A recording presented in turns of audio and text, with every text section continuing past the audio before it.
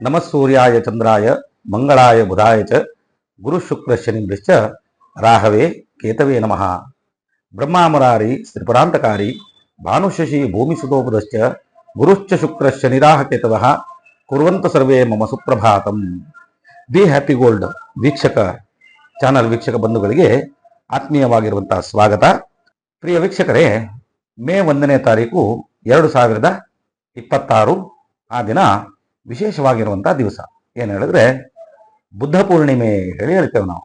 ದಶಾವತಾರದಲ್ಲಿ ಒಂದಾಗಿರುವಂತಹ ಆ ಬುಧನ ಒಂದು ದಿನ ಹಾಗೂ ವೈಶಾಖ ಹುಣ್ಣಿಮೆ ವಿಶೇಷವಾಗಿರುವಂತಹದ್ದು. ವೈಶಾಖ ಹುಣ್ಣಿಮೆ ಹೇಳಿ ಹೇಳ್ತೇವೆ ನಾವು. ಸಾಯಂಕಾಲದಲ್ಲಿ ವಿಶೇಷವಾಗಿರುವಂತಹ ಲಕ್ಷ್ಮಿಯ ಅನುಗ್ರಹ ಪ್ರಾಪ್ತಿಗೋಸ್ಕರ ಮನೆಯಲ್ಲಿ ಲಿಂಬೆಹಣ್ಣಿನ ದೀಪ ಸಾಯಂಕಾಲದಲ್ಲಿ ಹಚ್ಚಿದರೆ ಆ ಹುಣ್ಣಿಮೆಯ ಬೆಳಕಲ್ಲಿ ಮಹಾಲಕ್ಷ್ಮಿಯು ನಿಮ್ಮ ಮನೆಗೆ ಬರ್ತಾಳೆ. ಹಾಗೂ ಆ ಹುಣ್ಣಿಮೆಯ ನಂತರ 5 ರಾಶಿಯವರಿಗೆ ಒಳ್ಳೆ ರಾಜಯೋಗದ ಶುಭ ಫಲದ ಇದೆ ಯೋಗ. ಯಾವುದು ಹೇಳಿದ್ರೆ, 1 ಕರ್ಕಾಟಕ ರಾಶಿ. ಕರ್ಕಾಟಕ ರಾಶಿಯವರಿಗೆ ಒಳ್ಳೆಯದಾಗಿರುವಂತಹ ಯೋಗ ಭಾಗ್ಯ. 2ನೇದು ಸಿಂಹರಾಶಿ, 3ನೇದು ತುಲಾರಾಶಿ, 4ನೇದು ವೃಶ್ಚಿಕ ರಾಶಿ, 5ನೇದು ಕುಂಭರಾಶಿ.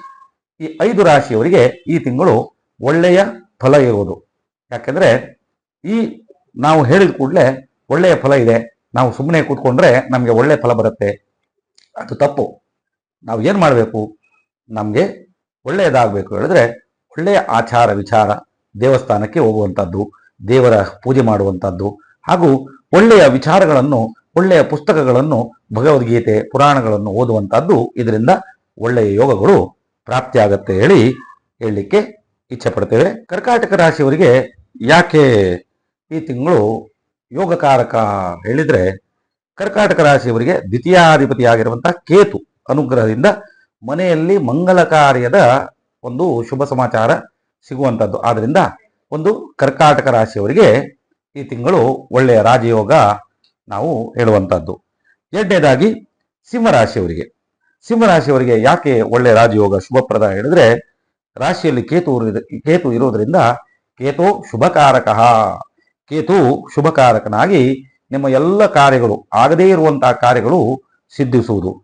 ಅದೇ ರೀತಿಯಲ್ಲಿ ತುಲಾರಾಶಿಯವರಿಗೆ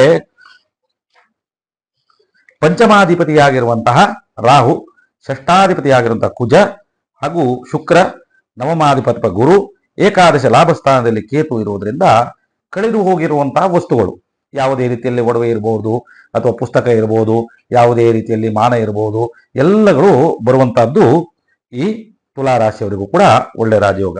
ವೃಶ್ಚಿಕ ರಾಶಿಯವರಿಗೆ ಯಾಕೆ ಹೇಳಿದ್ರೆ, ಪಂಚಮದಲ್ಲಿ ಶನಿ ಇದ್ರೂ ಕೂಡ ಆ ಶನಿಯ ಮೇಲೆ ವಿಶೇಷವಾಗಿರುವಂತಹ ಗುರುವಿನ ದೃಷ್ಟಿ ಇರುವುದರಿಂದ ಶನಿಯ ಯಾವುದೇ ರೀತಿಯಲ್ಲಿ ತೊಂದರೆಗಳು, ಬಾಧೆಗಳು ಇದ್ದಲ್ಲಿ ಮಾನಸಿಕ, ದೈಹಿಕ, ಆರ್ಥಿಕವಾಗಿರುವಂತಹ ತೊಂದರೆಗಳು ಎಲ್ಲ ಪರಿಹಾರ ಆಗತ್ತೆ. ಅದಕ್ಕೋಸ್ಕರ ವೃಶ್ಚಿಕ ರಾಶಿಯವರಿಗೂ ಕೂಡ ಒಳ್ಳೆ ರಾಜಯೋಗ ಈ ನಿಮಗೆ ಕಾಣುತ್ತದೆ. ಅದೇ ರೀತಿಯಲ್ಲಿ ಕುಂಭರಾಶಿಯವರಿಗೂ ಕೂಡ ನಾವು ಹೇಳಿದಾಗ ಏನು ಹೇಳಿದ್ರೆ, ಅಧಿಪತಿಯಾಗಿರುವಂತಹ ರವಿ